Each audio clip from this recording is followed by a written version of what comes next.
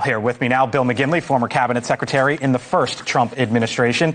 Linda Tran, former senior advisor to the transportation secretary Pete Buttigieg. Jessica Anderson, former budget official in the first Trump administration. And Dan Cannon, former battleground states director for the Biden and Harris campaigns. Hello to you all. Hello. Thanks for being here. Happy Thursday. Almost to the end of the week.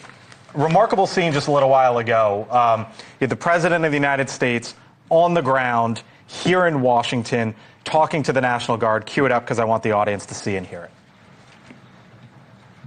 There's no games, right? We're not playing games. We're going to make it safe. And we're going to then go on to other places. But we're going to stay here for a while. We want to make this absolutely perfect. It's our capital. So the president there, Bill, saying, or at least suggesting today, that this could go elsewhere. The question, I guess, is when might that occur?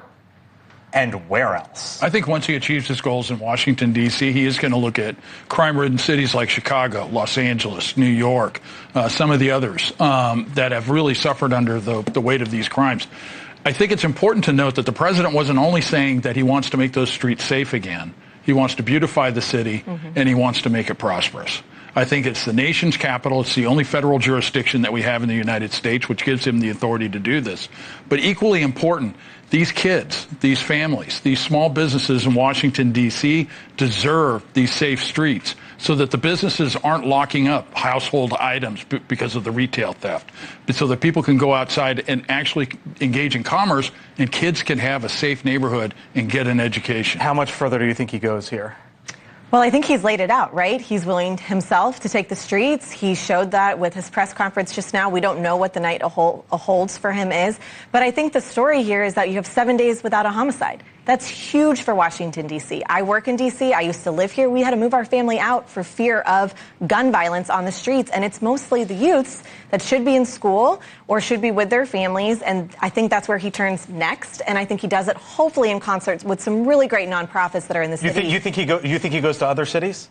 I think he could. You think he could? I think he could. I think this is more a model of what could be done. Okay. Because in this case, he's actually telling the city to enforce the laws that are on the books.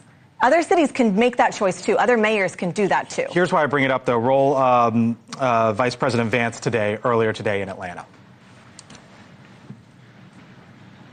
We have focused on Washington, D.C. because it's a federal city under our jurisdiction, but we certainly hope that whether it's Atlanta or anywhere else, people are going to look around and say, we don't have to live like this. Did you know armed robberies are down 55% in our nation's capital? It's amazing.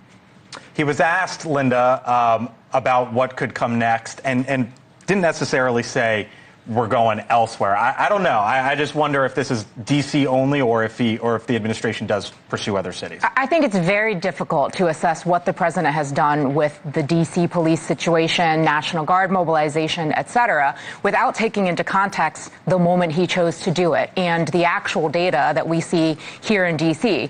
You know this, Blake, that the crime rate has actually been down over the last couple of years steadily. Nobody's saying that there shouldn't be. It's up and down. Well, nobody's saying that there shouldn't be more done to make sure that crime rates are low in D.C. or in any other city around the country. But it just so happens he decided to do that at the height of controversy around the Epstein files, at the height of people's concerns around rising prices, continual inflation, and groceries. I mean, you have to take it all into context. Look, if people haven't died all week, that seems like a good thing to me. I want to share a little bit of the cynicism here. I think a safe D.C. and a safe city and any part of this country is laudable and we should be going after. But I'm a homeowner and been a renter in this city since 2010. The entire time in the city. I've lived on a street that in 1 year saw 32 new restaurants open up in 2012 to 2013.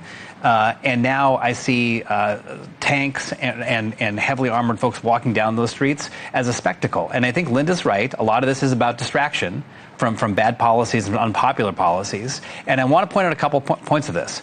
In Ohio, where Mike DeWine acquiesced and sent down a couple hundred National Guard members to Washington, D.C., there are 3 cities in Ohio with a higher murder rate and a higher violent crime rate than Washington, D.C. It's not about making cities safer. It's about the spectacle. It's about what he's doing today to get us talking about that. And I've thought all along, as these bills are unpopular, and he would have a hard time getting inflation under control and getting the economy back on track. The thing he can do is look tough on crime and immigration, and he will keep doing stuff that gets our attention to distract from those other issues. The other thing, Blake, can I jump in and make a point, though, on the data? There are active investigations into the Metropolitan Police Department about the manipulation of data, that the political leadership of the department and the city were instructing line officers to misclassify violent events, not as crimes, but as injured persons who were taken. And there's a federal investigation into it, but there was an existing suspension of somebody in one of the wards over that allegation. So every time somebody says, well, the crime rate is down, we can't trust the data right now. The people of Washington, D.C., and the people of the United States who pay for Washington, D.C. in part, deserve the truth about what that data says. I had Vice President Mike Pence on the show earlier tonight, as you know, and spoke with him as well about the other big story for President Trump, which is what's going to happen with Putin and Zelensky, Trump, Putin, and Zelensky. The vice president saying to me, former vice president, at the end of the day, Putin only understands strength. He thinks secondary sanctions on Russia need to come next. It's the other thing, Linda, before the president tonight. Where do you think this unfolds next? Well, first of all, I thought it was fascinating, the recommendation that the former vice president made about going ahead and moving forward with these sanctions, having him sign it, and then he could then back off of it using his presidential authority if he wanted to do so.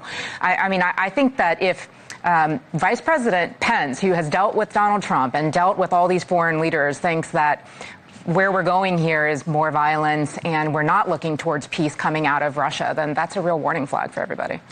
I was going to say, I watched the interview earlier. I thought it was great, by the way. Oh, I'll take great. Thank you, Dan. Really it was very great. Thank you. And I think that the thing that struck me about it was the vice president was clearly trying to position a path for Donald Trump to take. You know, lauding him on the recent comments, lauding him on getting a little tougher and sharpening the rhetoric on Putin and Russia. And I've been critical of the president for not doing that up until this point.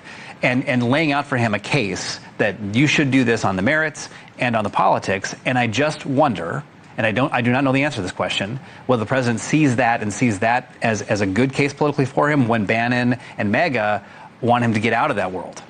So the president hasn't actually said he's not interested in sanctions. They're very much still on the table. What I think is an interesting play here is if the Senate were to pass it and put it on the president's desk, then he could actually use that as more leverage in the peace negotiations to bring Putin and Zelensky to the table together. That's step one, right? The other step is actually signing the sanctions and secondary sanctions and having those in place behind the scenes for Putin. So there's a couple plays that he could do here. I think the ultimate goal is using American taxpayer dollars correctly, which he is committed to, and providing peace through strength, which everybody saw the images coming out of the White House this last 3 days where you had all those foreign leaders staring up at the president. That is not an image we saw 2 years ago. You used to be in the room with Trump and Pence. What did you make of what you heard there from Pence? I think, well, number one, Donald Trump and Michael Pence have at times diverged on the issue of Ukraine.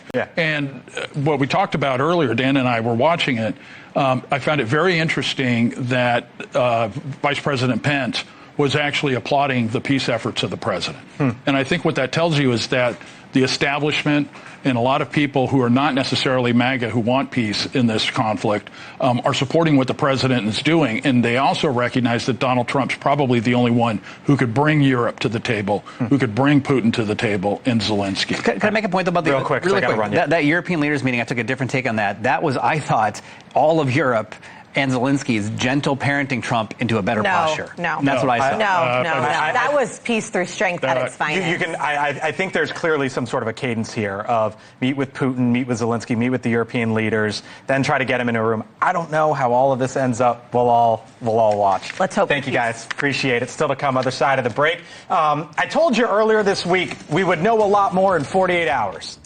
48 hours has come. I'll explain on the other side of the break and what it means for your wallet. Those stores right here. Coming up on Elizabeth Vargas Reports. She'll be speaking live with the Los Angeles